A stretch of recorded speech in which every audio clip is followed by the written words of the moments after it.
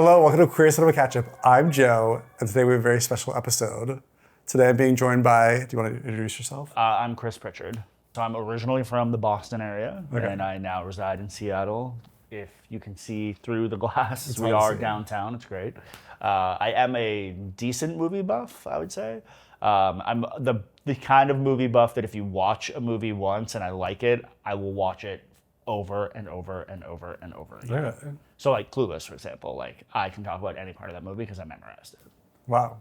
Well, you just gave it away. Today we're going to be talking about the 1995 teen comedy hit Clueless. All right.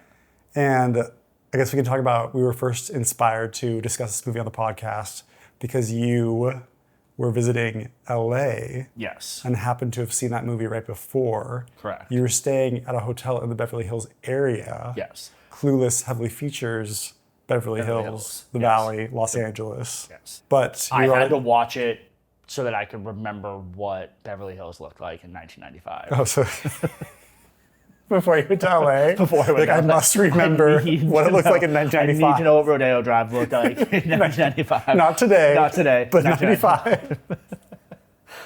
Well, what did you think when you watched it? I forgot just how ridiculous that plot line is. Yeah. But I would say it's definitely timeless. It's very timeless. Yeah. Like it's everyday high school. Yeah. And I think it's hysterical. Well, before we dive into Clueless, I guess I should explain that QCC is on location in Seattle at your lovely apartment. Yeah. Thank you. Sounds like a bigger disaster than Malibu. What happened to Malibu? That's a quote from the movie. Oh, God. Did you even watch the movie? Today we are talking about the movie Clueless, a seminal teen comedy from 1995 based on Jane Austen's Emma, highlighting its lasting cultural... the spiritually effective. Highlighting its lasting cultural impact and relevance. Okay. Would you agree? Yeah, I literally said it was timeless. Go to the my plot. All right. Clueless follows Cher Horowitz, Alicia Silverstone, a wealthy and fashionable high school student in Beverly Hills. Cher is well-meaning but somewhat superficial. After successfully matchmaking two teachers, she becomes determined to improve the lives of those around her, including new student Ty, Brittany Murphy. However, her attempts lead to a series of comedic misadvantages that help her realize that self-improvement and understanding others are more important than appearances. So, okay. Amy Heckerling is the director of this movie. She actually went to AFI, which is where I went to grad school. And she finished her... Somebody got a degree. She was finishing her, they call them thesis films, when you're like doing your last year there. She was finishing her thesis film after she graduated, and she was editing that short film in, I assume, the same building that I was doing all of my editing in. So that was really cool to see that. Yeah. But one night, she was driving home after editing her thesis, and a drunk driver hit her, and she was hospitalized for I think like weeks or months on end. And then she was actually an editor at a different job, and she got fired because she was having memory problems from the accident. Well, fortunately, that didn't kill her career. She went on to direct Fast Times at Ridgemont High. Have you ever seen that? I have not, but it's very similar. It's also like it's a teen comedy. Yeah, it's a teen comedy, yeah. And it's kind of marketed in a way where you think it's just going to be like a sex romp kind of film, but it actually has like surprising depth. She also did Look Who's Talking, the Speaking Babies. That movie. I can quote that. Can we do Look Who's Talking. I'm happy to do that. And Look Who's Talking Too. And Look Who's Talking Now. That's the third one. Or Sean Travolta and what's her name? They're all in it, yeah. They're all in Mikey and Julie are like little kids. Well, and they have dogs. We'll do a... It's like the third one is like the dogs speak to each other. Can you see the mouths move? No, no. Oh, no. You just like get the internal thoughts? Yeah, you just get the internal thoughts. It's great. That would be the next one. I haven't seen it in forever. Yeah. Definitely, we can add some quote all three of them. One after another. One after another. I'll just quickly go into, so we talked about Alicia Silverstone also stars in this movie. Yep. I'd say that Clueless is like what made her the most famous. And I don't know if she ever quite like was in a movie as iconic as Clueless, which is hard to beat just because it's so memorable. Yeah. Before she was in Clueless, she was actually in The Crush, 1993, which I never saw. Okay. And then she was also in a few Aerosmith music videos, including Cryin'. Huh. And then After Clueless, she was in Batman and Robin. I knew that. I was like, she was definitely in Batman and Robin. And then she was also in Excess Baggage, which I've never heard of. And then Stacey Dash. She was in Moving and Mo Money. And I think a shocking fact about Clueless, I'm pretty sure she was like 31 or 32. Yeah, she was not in high school. Yeah. And I just remember being like a kid and finding out she was 31. I was like, she is so old. So old. How can she do that? And I'm like, 31? We look like we're still in high school, right? Don't answer that. Don't answer that. She was also in The Cosby Show for a few episodes. She was in View from the Top, that movie in 2003. Okay. And then her career took a different turn. Yeah, she became more known for her political views. Yeah. And everybody hated her because she's Republican. And then Brittany Murphy. Oh, she had some good films. She was actually in Sister Sister, some of the first few, in the first season as just like a bit player. She wasn't heavily featured in it, but she was like one of their friends. And then she was in the movie Freeway in 96. I never saw that. Girl Interrupted in 99. Yep. And then she was also in 8 Mile, which she's actually done on the podcast before. Wow. Okay. And Sin City. Do you remember that? No. There was like the black. She was in Just Married. Yes. Ashton Kutcher. That was a big deal. That was a great Days movie. to Date. And then, tragically, her life was cut short in 2009. And there's some mystery around that. Apparently, she like died of mold in her house. I thought she OD'd.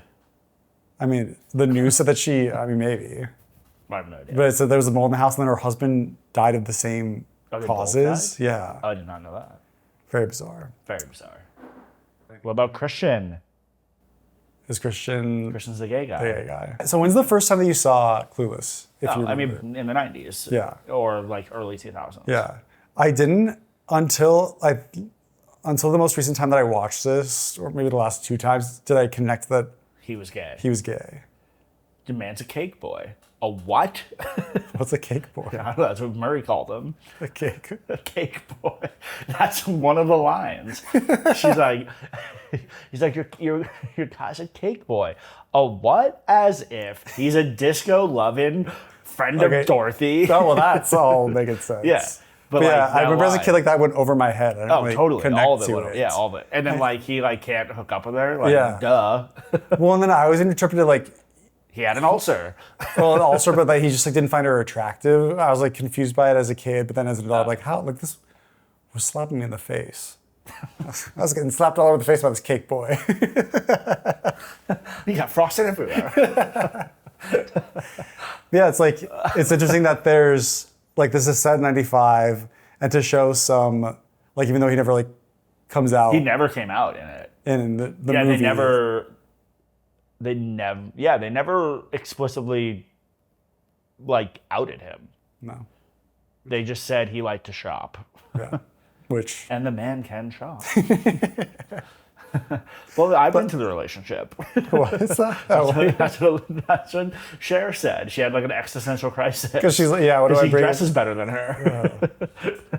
What would I bring to the relationship? So what are some of the most memorable moments in the movie, would you say? I literally have been quoting it the last 10 minutes. It's a very quotable movie. Wait, what's your favorite line? What is my favorite line? Whenever I drive, I actually do quote that movie a ton. Actually, every time I change lanes in an intersection, I think of how the driving instructor was like, "You can't change lanes in an intersection."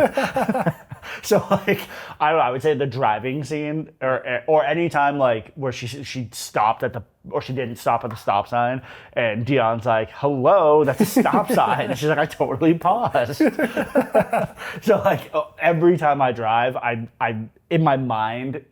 I'm quoting that movie the whole fucking time. Yeah. It's also related to driving, but I love Brittany Murphy, where she's like, "You're a virgin who can't drive." That was way harsh, Ty. That was way harsh. Let's just talk when we've mellowed. Should I just have you recite the entire movie from beginning to end? I can totally do it. I feel like once the movie starts, it's like you're getting on a roller coaster of which you just like know, like every beat is just so like clear and memorable.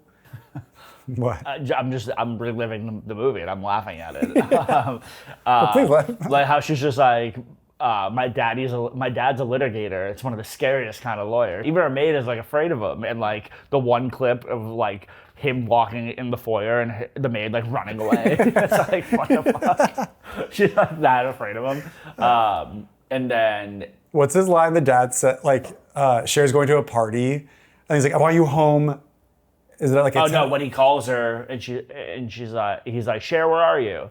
And she's like, I don't know, I'm at a party. He's like, where are you, in Kuwait? And she's like, is that in the valley? And he's like, Cher, you need to be home at 9 o'clock. Daddy, I don't think I can do that. Cher, everywhere in the valley takes 20 minutes. And then she gets held up at gunpoint. Yes. But I love the idea that like anywhere in the valley takes 20 minutes. Back then. I don't think so. I don't think so. LA is notorious for having horrible traffic everywhere. But yeah, she gets held up at gunpoint, and then they ask her to get on her knees, and she's like, She's like, this is an Alaya. And he's like, an Awada? She's like, this is a very expensive designer, and I will totally shoot you in the head. And when she gets on the ground, they take her purse. And he's like, okay, count to 100. Thank you, bye. And before that, too, there's the memorable party where they do the game where they suck and blow. Oh, Elton, can't you suck? I told you, dude, I will quote every part of this movie. Summer walks in with a credit card, says, who wants to play suck and blow? And like the whole time she's trying to get Ty to hook up with Elton, and then Elton is trying to hook up with her. And then Travis is just being a stoner. Yeah. But she likes Travis because she's a stoner, because she's a druggie. Travis is in a different social hierarchy than... Well, Ty would be in the hierarchy with Travis, but Cher brought her in under her wing and gave her the makeover. Which I've never... And so that's why Ty is struggling, because she wants to be with the stoners on the lawn, but she's like, I have status now with the popular girls. So, it's all about class. It's all about clout. Yeah. No, you had a lot of clout in high school.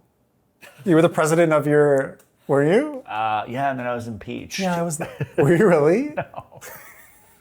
It's just funny to say. You're like, and then there was an attempted assassination. Then there was an attempted assassination on the class president.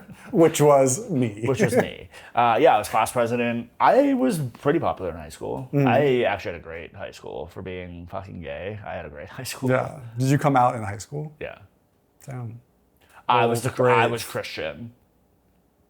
You were Christian? Yeah. By being honest? No, the character Christian, the gay guy in high school. Dude, where are you? I'm always trying to read into things. so you're a Christian. Well, I didn't know we'd be talking about religion tonight. Yeah, we can. I love to. We don't need to. Okay, anyway, back to the plot. Back to the plot. I mean, I have like details about the behind the scenes. I have some like moments that we could talk about, specifically how young Paul Rudd was and how famous he got. Yeah. Well, so that's one of the reasons why Amy casted Alicia in the movie is during her audition. She went in for her first audition and she just like had really like great comedic timing. Yeah. And then Amy brought her in for a follow-up, or a callback as they say in the industry. And she had such amazing chemistry with Paul Rudd. She had amazing chemistry with Brittany Murphy, and that's kind of what got her cast in the movie. Oh, okay. Was because of that. So she was cast last. I actually don't know that answer. I'd assume that she was actually... Well, I know that they like sometimes they find certain people and they cast around them. Yeah, it might have been a situation where Paul Rudd and Brittany Murphy were to cast. Yeah. Also, we haven't even talked about some of the most iconic outfit choices in this movie. Did you go shopping with Dr. Seuss? Well, I'm sorry, I didn't skin a collie for my backpack.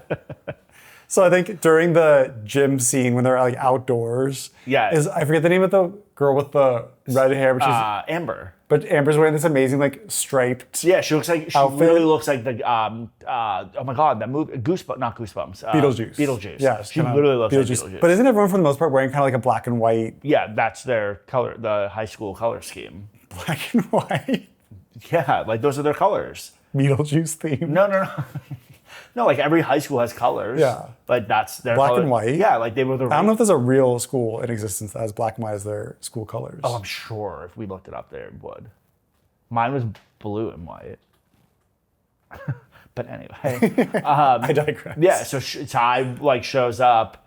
The school counselor is like, "We have another one for you," and she's like, "Well, you don't have time to change, but you can hit a couple balls in those clothes." And she goes, and then Amber's like, "You could be a farmer in those clothes." She also mentions that she can't participate because she had a nose job. Because she had a nose job. Her doctor said that she doesn't want to be anywhere where balls can fly at her face. And then Dion goes, "Well, there goes her social life." Like just like so, just like such quick wit. Yeah. Of like, oh my god. Throughout the entire movie. Yeah. But then, so Ty shows up, and then Cher looks at Dion and is just like, oh my God, she is totally clueless. Yeah. We need to help her. And then Dion's like, our stock would plummet. Which is so funny. And I actually want, now that I remember that, I want to use that in real life. Our like stock if would anybody like comes up to like Alex or I or like anybody in our friend group and be like, no, our stock would plummet if they were with us. That's so funny. That might be the best quote I've ever heard. Yeah. I'm down with that. But anyway, so then Cher was like, it's a project. Let's make her one of us. And then that really was the turning point of the plot. And like the rest of the movie is about making her popular, making her pretty, trying to get her with Elton, and then all of the craziness that comes along with that plan. And then I wonder if we can kind of, this is Queer Cinema Catchup. I don't know if we can tie some like maybe queer themes into just the transformation that Brittany Murphy's character goes through. She went from looking like a lesbian to looking like a beauty queen. Yeah. And then does she go back to looking like a lesbian? And what are the qualities of looking like a lesbian? Question. I don't. This is going to go on national TV. I can't. Don't you dare set me up. But she ends up going back to Tristan. Travis. Somebody is not a fan of the movie. Yeah, she never goes back. Yeah, she stays beauty queenish the whole movie. Because then But she kind of, at one point, as we alluded to, she becomes kind of a monster that Cher loses control of. Yes. Sets Cher on her own journey. Yes. Of like, why is she so fixated on trying to help this person? Right. When she should be fixated on helping herself. Yeah. And maybe she should look in the mirror. Yeah. And not be so worried about helping other people and be worried about helping herself. She's trying to date her stepbrother. She Is dating her stepbrother. makes out She does with date her stepbrother. Shut up. You divorce wives, not children. Great line from Mel. But so why does Cher, why is she so fixated on helping Ty and not herself? Because she probably sees Ty in herself, and she thinks that if she helps Ty, then that will help her. Almost to a degree, Cher doesn't know herself. She always just seems to... She's very superficial. And tries to showcase this certain image of herself. Yeah, that's very superficial. Yeah. I mean, the beginning of the movie is the iconic scene where she goes to her computer to Oh my God. decide her outfit. Yeah. Just very fixated on how she looks outwardly. Yeah. Also, the people that she associates herself with. Are all very superficial. And so, to a degree, it's once she actually has to look inside herself, because even saying to it, she doesn't date high school boys, which she says at the beginning of the movie too. Also true, yeah. But then she pursues. But if she were to date a high school boy, these ones would be the only respectable ones. Yeah. And she points to Elton's crew. Yeah. Why does she pursue Christian? Because he's hot. Yeah. And his new blood. He's The 411 on Christian is that he spends half his time in Chicago and half his time in LA. She thinks it's a travesty on the legal department that he has to do bi-coastal school. She literally says that. She's like, it's a travesty. that Chicago's bi-coastal. Also, I don't think you know that she knows what bi-coastal means. That, but also she gives her speech on the Haitians, and she calls them Haitians. And that's how she literally thought it was pronounced. I forgot about that. Needless to say, she's How very... am I supposed to rebuttal? The topic was Haiti, and she's talking about some dinner party. Hello, it was his 70th birthday.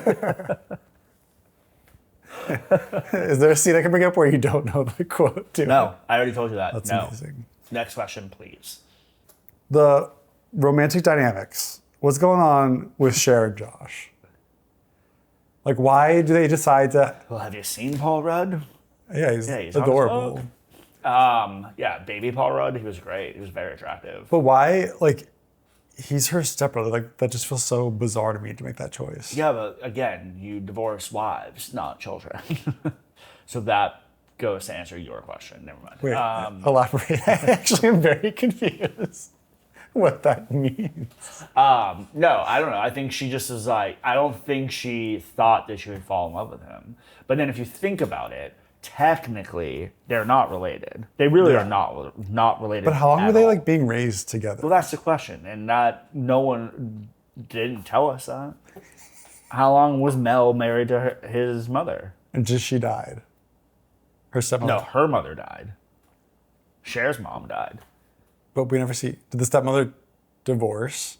Yeah, the stepmother divorced, but Josh Is helping out with the family business. So yeah, he's always, he's always around. He's like a legal assistant or something. He's with. I don't know how to answer that question. You know what else I think is wild too is that movie takes place over like a span of a week, Not that long. if not like two, maybe like a month.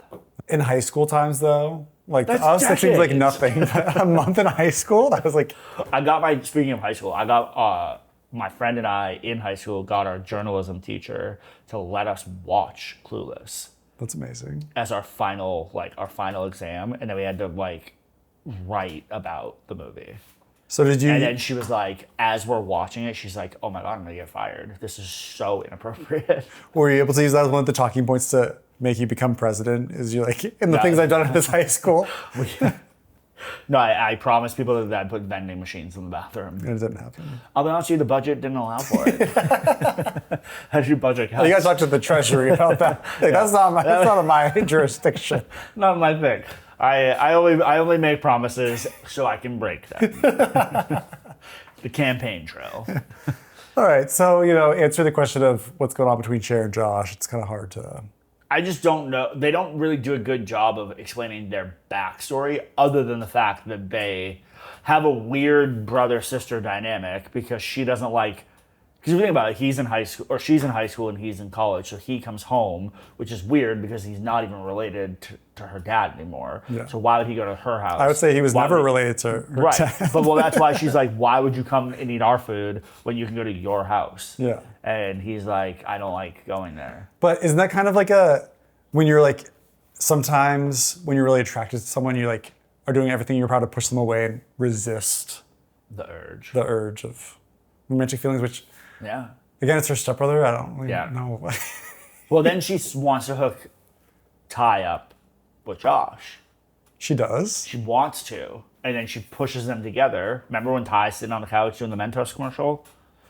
And then they say something there, and he's like, I hope I'll be seeing you. And she goes, yeah, I hope not sporadically. She's like, Ty, we really have to expand your vocabulary. Sporadic. Use it in a sentence sometime. What does that mean? It means not often or whatever. And she's like, we need to read one non-school book a week. Mine is Fit or Fat. Mine is Men Are From Mars and Women Are From Venus. That Ty that says that. Doesn't she literally just like pull up? She like picks up a book at And random. then Josh is like Over here, so he's like, these fucking idiots. he's eating like a ham sandwich. He's just like, what the fuck? That's so 90s, having a ham Yeah. sandwich. Oh, Lucy is the maid.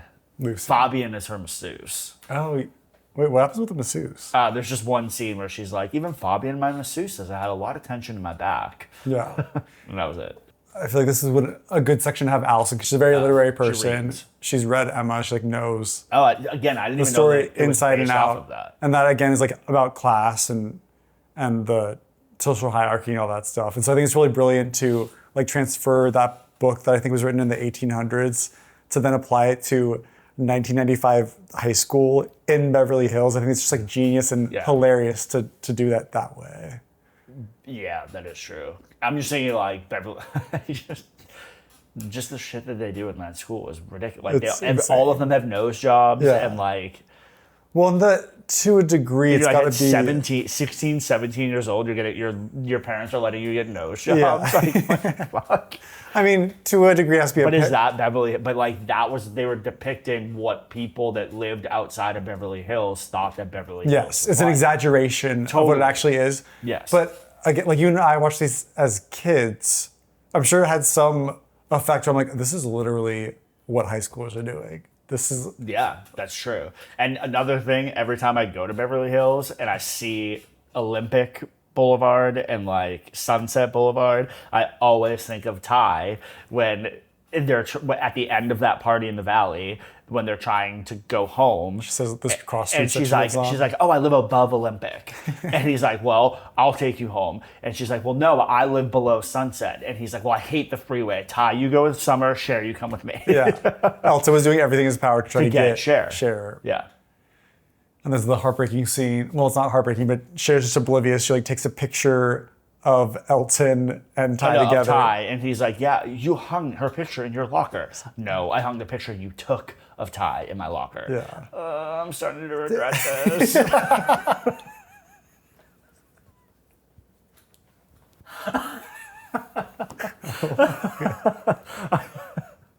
And he's like, turn away, turn away. Where are they? They're just driving in the car.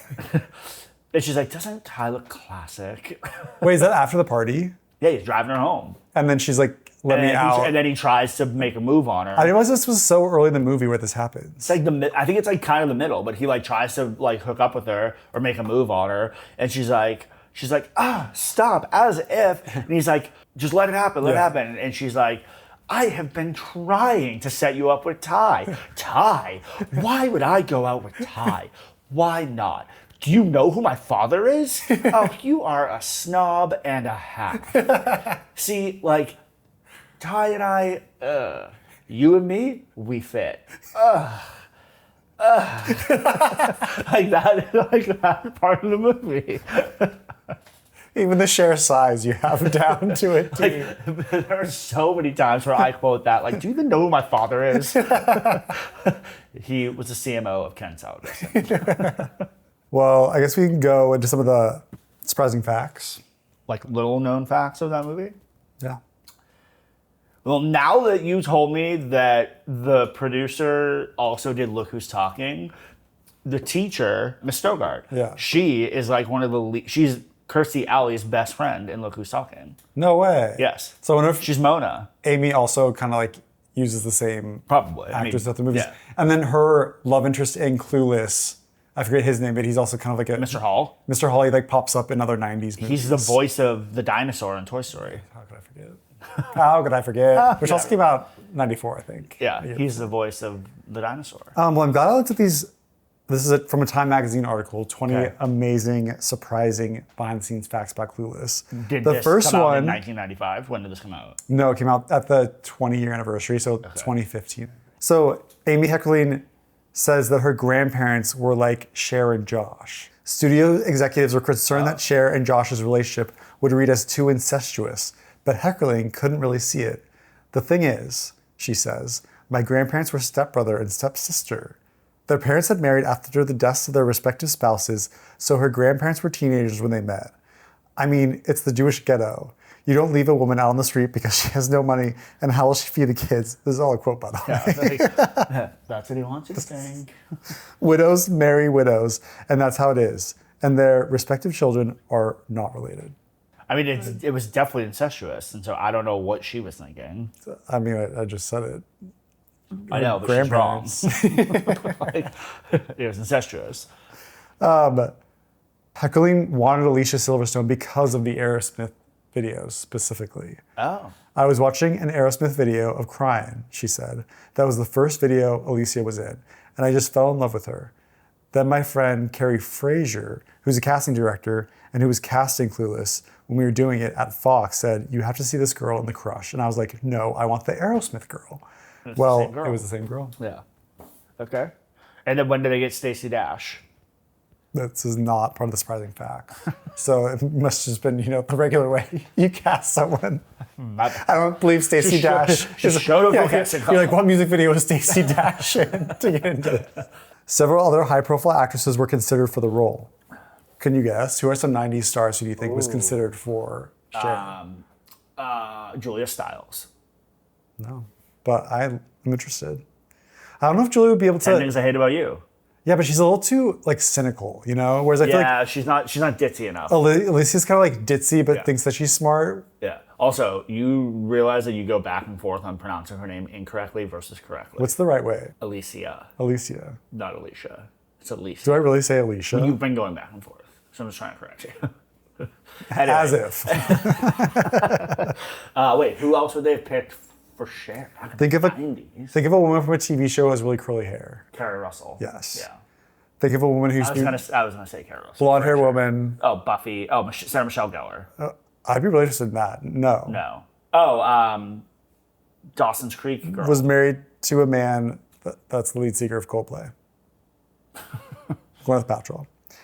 And lastly, Oh, Baby Gwen. Okay. this has been really Just give me the initials.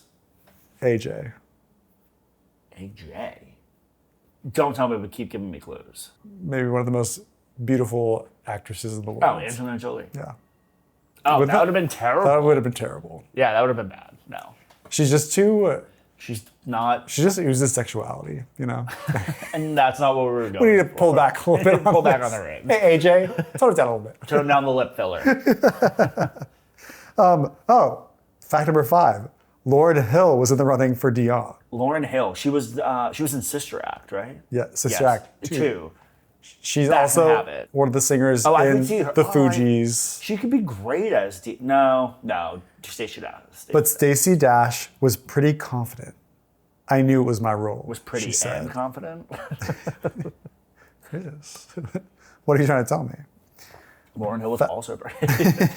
But she just wasn't confident. Fact number 6. All right, I'm ready. Mr. Hall was based on a real-life Beverly Hills teacher. Yeah, I could. Yeah. Name Mr. Hall. He ended up playing the principal in the movie. Huh. Wait. Wait, what? The original the OG Hall played the principal? So is that the guy that introduced Ty? I guess so. In that, we never met the principal. The only person that was of the faculty that you actually met By those two teachers. were the 2 teachers And the gym coach. teacher.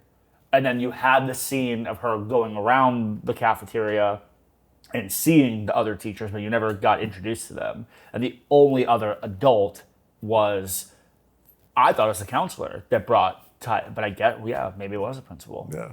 Interesting. You're presenting this like a whole conspiracy. The only adult faculty that we saw. Please pull up your cork board of everyone.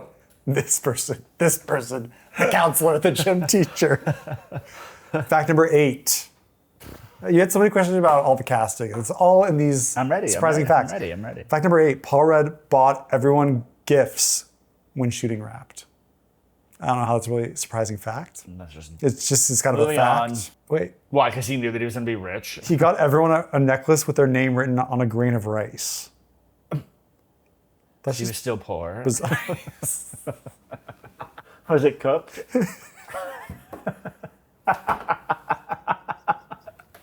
Was it jasmine?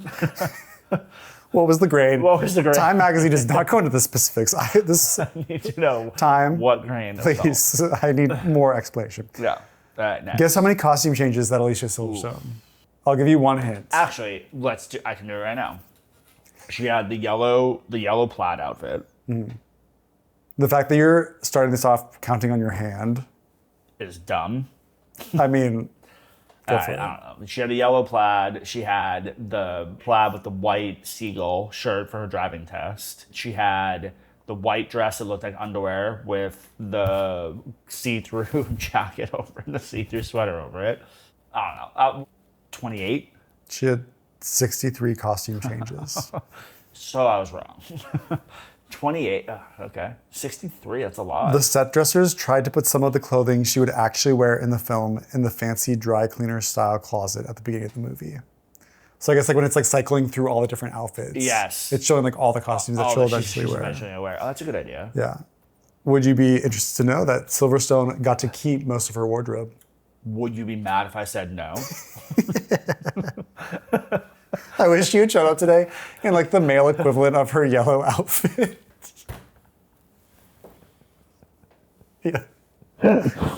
Oh, hello. Or I dress as Murray. Just oversized hoodies. Pull my jeans up.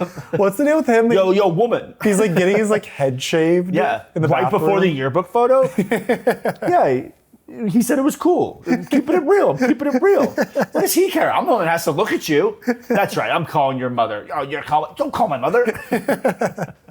Fact number 12. There's a lot of like fashion facts on here. All right, skip. Paul Rudd wore a lot of his own clothes A lot of flannel. and brought his own rice. A lot of flannel. Donald Faison's braces were fake. That's the guy from Scrubs. Oh, because they had to make him look younger. Yeah. Totally. That makes total sense. And his braces were disgusting. Does it? When he's getting his head shaved, he like licks He his licks teeth. them. He licks his braces. And then, as we said, fact number 14, that Alicia Silverstone actually mispronounced Haitians. Haitians. How is that supposed to follow up with that? She's talking about some dinner party. Cher's last But name. if you just go to the kitchen, rearrange a few things, we can totally party with the Haitians. Cher's last name was improvised by Wallace Shawn. Cher Horowitz? It was actually supposed to be Hamilton. Oh, it's way better. Horowitz is much better. Yeah. The extras making out in the pool in the valley ended up getting engaged. What? The ones that were puking? Heckerling and her assistant directors asked if 2 extras would volunteer to play a couple in the swimming pool. 2 people said yes. Years later, Amy says, I was walking down Melrose and I hear some people going, Amy, Amy. And I turn around and it was them. They met that night. They're engaged. I don't know how their marriage worked out, but it was really sweet. Now I'm gonna watch that scene, and they're just Amy's basically a real life Cher Horowitz, setting people up. Setting people up. Oh, fact number 17. Now this is the fact that made me want to copy all these facts in the first place, and I didn't fact check before I actually went into this. Okay. Cher's hair clip from the concert scene Wait, her hair clip from the concert scene. Okay. I think it's when they're like dancing, when She's dancing. when Christian's related to like the ska music. And then he starts dancing with dudes. Yeah. And you're like, oh yeah, he's totally Does it? Cher even gets like, she's like bumped she gets out. bumped out. She gets bumped out because he starts dancing with that guy. Yes. Oh, that's right. Her hair clips because she goes out. Yes, this is. So, Cher's hair clip from the concert scene showed up in another teen movie. Can you guess what that teen movie was? And I'll just say that it's in the 2000s. Mean Girls. Interesting. I don't know if you'll be able to guess it, but it's a very famous teen comedy. Once I say it, you'd be like, Ferris Bueller's Day Off. That's from the 80s. Oh. Wait, don't tell me. From the 2000s, where does it take place? Like what? Oh, High School Musical. No. Oh. High School Musical. Okay, from the 2000s, where does it take? Like, what city does it depict? I don't know. Ooh. I'll just say maybe it's a sports movie. Oh, is it a sports movie? Friday Night Lights. The Maybe linebacker. it's a movie where the character dresses up as me. As a man? Mrs. What? Oh, wait, what? White Chicks. Wait, what? It's a high school movie? Yeah. And it deals with sports? Yeah. And it was like in theaters. Yeah. A woman dresses up as a man to get an Oh, she's all that. She's the man. Oh, she's the man. Lead hairstylist Nina Paskowitz kept the barrette Cher wore on a pegboard that she would bring to other shoots, and several years later, she ended up doing Amanda Bynes' hair for She's the Man. I said to Amanda, I put this clip in Alicia's hair in Clueless. And Amanda said, oh my God, that's my favorite movie. She started screaming. I said, would you like to wear it in the scene? And she almost had a heart attack. She was so excited. Imagine if she died. Imagine if she died over the fucking hair clip. Over the barrette. Fact number 18, Silverstone napped in the driver's seat between takes in the DMV scene. The DMV scene literally is my favorite scene. What happens in the DMV scene?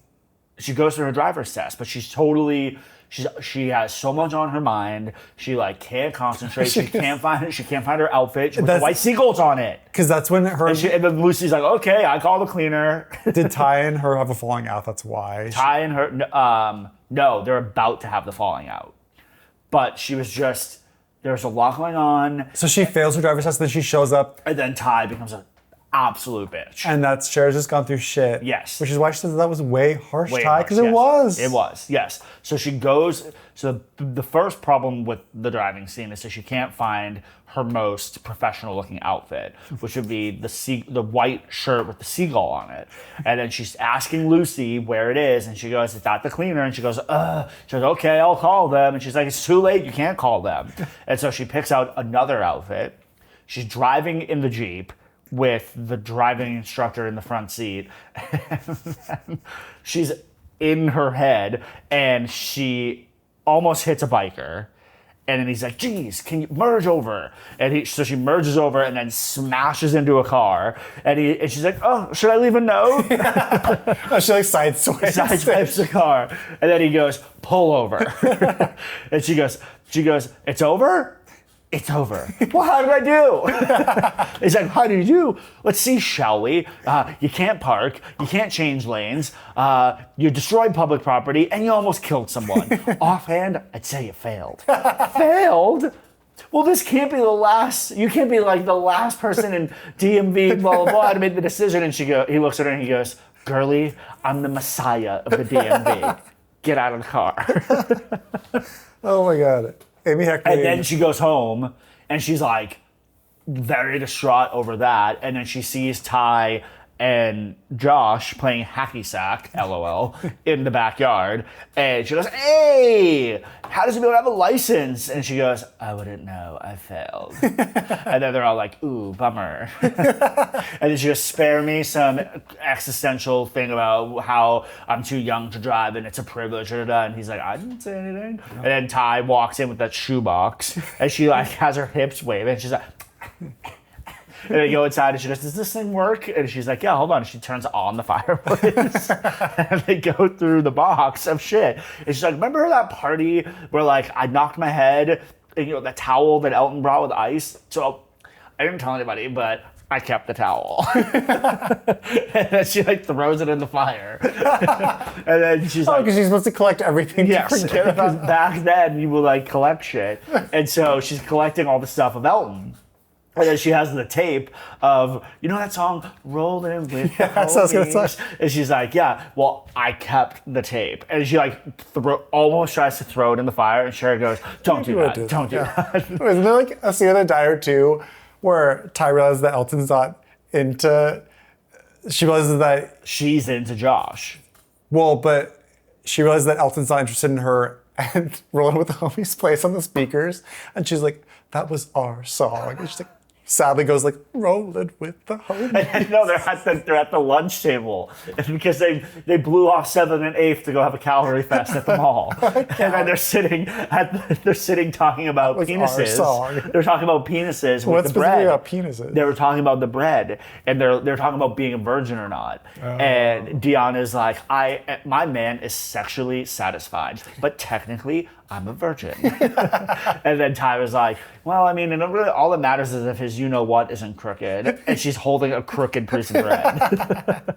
And that's when they realized And then they realized that Cher is a virgin, and she goes, she's saving herself for Luke Perry. And then she listens to this, and then Rolling with the Homies comes on, and then Ty just starts bashing her head. Oh, yeah. And then doesn't someone like put their hand like toes? Cher's like, oh my God. And then Dion's just like, oh my God. Relax. That movie's so great. That movie's awesome. Anyway, fact number 18. Cher's revelation in front of the fountain that she loves Josh was inspired by Gigi Hadid. I don't know, Gigi Hadid. Gigi Hadid wasn't even conceived at that time. Gigi, so it's like some movie from the 40s or 50s. Oh, okay. And Gigi Heckerling says, when Gaston, there's a character named Gaston outside of Beauty and the Beast, decides, wait a minute, and he's walking and he's silhouetted, and then he turns around, and there's the color and the fountain. Of course, that's France, and this is Wilshire Boulevard. Oh, yeah. Remember? Yeah, that is Cher has her whole like monologue. She's all over like shopping bags. Yeah, and she's doing her monologue, and then she sees a fancy dress. She's like, ooh, I wonder if they have that in my size. Yeah. Yeah. But then when she finally comes to her epiphany, all of a sudden the fountain comes on behind her. Yes. But isn't that the fountain in Beverly Hills? Yeah. Like right at Rodeo Drive? Yeah. Yeah. Have you been to Oh, it? is it? Yeah, you parked the car out there the other day. We were staying at the Waldorf. Fact number 20. And I know you'll be sad to know this is the last surprising fact. Please be quiet. We are trying to do a filming podcast. here. Like, I get someone's world is about to be flipped upside down, but can you do it quieter? Heckerling played Mrs. Geist's Miss Geist, yeah. bridesmaid at the wedding. Wait, who did? Amy Heckerling, the director of the movie. The writer and the director. The person you've been quoting about this entire time. She played Mrs. Geist's bridesmaid? I didn't know Miss Geist had a bridesmaid. Neither did I. If I was going to get married, said actress Twink Kaplan. Yeah, that's her name. Isn't that awful? Twink Kaplan. That's her name. I wonder if like the concept of twinks even existed at that time. Like if they had like, I knew the concept of it existed, but I don't know if they had like the I'm language. sure that when she was born in the 60s, that twink wasn't a thing. She actually campaigned to make Twink the word. Although maybe that's her stage name. Twink. Like Twink Kaplan. It might be her stage name. It might not actually be her real Do you think name. she like changed it as she got older? To, Well, Daddy Kaplan. Well, not Oprah. Whoopi Goldberg. Her real name is like Joanne. Joanne. Or Joan. No, it's Joan. Her real name is Joan. Or something like that. Whoopi's much more memorable. But Whoopi is the stage name that just stuck. So maybe Twink is the stage name. Wow. Or maybe she started the revolution for very skinny, non-hairy gay men. Isn't that what a twink is? It is, by definition. Are you a twink? No. No, I'm not. I'm a man. I'd be a bear. Twink could be a man. Maybe I'd be a cub. A cub. Yeah, because I don't have a six-pack, sadly. Bears on I'm six-pack. trying. Okay. God. Okay, let me get this last fucking fact out. If I was going to get married, said actress Twink Kaplan. Still on that quote. Okay. Twink, who was close friends with Heckerling, says, Amy would have been my maid of honor. She edited most of herself out, and she was shy, you know, to be on that side of the camera, but she did it for me, and I loved it. That's cute. Yeah. It's a good friend.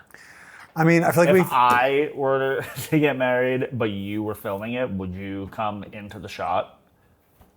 and just like, wait, Just stand is there. that to get invited to your wedding, I have to be your wedding videographer? Your sister's videographer. I would assume. I'm not. I would assume that I'm giving you free food, that you would fucking do my wedding. Oh yeah, I was a wedding videographer for a while, and I loved the food that I get at the weddings. Yeah. The only thing I would say is that if you are even 30 seconds late on delivering what I need, I'm not paying Deliver like the finished you. video. Yeah. Yeah. Deadlines. You're like, by midnight on my wedding day, wedding I expect night. a fully edited video, Done. a short form 5-minute version that I can share on socials, and the full like 30-minute video that was promised in the video package. All right. Anyway. I think, is there anything else we want to talk about Clueless? I mean, I could literally go on for another hour. You literally just like quoted the movie from memory, basically from beginning to end. It's a great movie. And I'm telling you right now, have me on again and I'll do Look Who's Talking and it'll be the exact same thing. For movies 1 through 3. Literally, like my brother told me that my nephew was like starting to walk, and I just go, "Uh-oh, he's up. He's mobile. He's heading right for my toys. Better teach him something about toys before he does something drastic to one of my toys." And you're like, your brother's like, you Mike was like, quote. Mike was like, Look "I know who's exactly what you're talking about." He goes, "That's the best. I can't believe you just did that." You always got a movie in your back pocket. Always. Well, Chris, thank you so much Yeah, thanks for being having my me. This co-host was great. today. Yeah.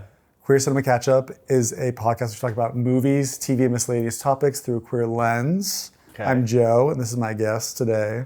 Do you only do movies or do you do TV shows too? We can do TV shows. Did you do Will and Grace? Not yet. That would be a good one to dissect. Yeah. We'll have to have you back on to do it. Cool. You're like, when? You're like, When? I can be ready in an hour. Well, this was fun. Yeah. This is cool. Thank you for having me. Yeah. We're on YouTube. We're on Instagram. We're on TikTok. Please like, comment, subscribe. Any closing line from the movie? Closing line from the movie. No, I think I quoted all of them. I literally don't think there's anything We've else to talk exhausted, about. We've exhausted the that entire movie. script. Well, Well, goodbye. bye.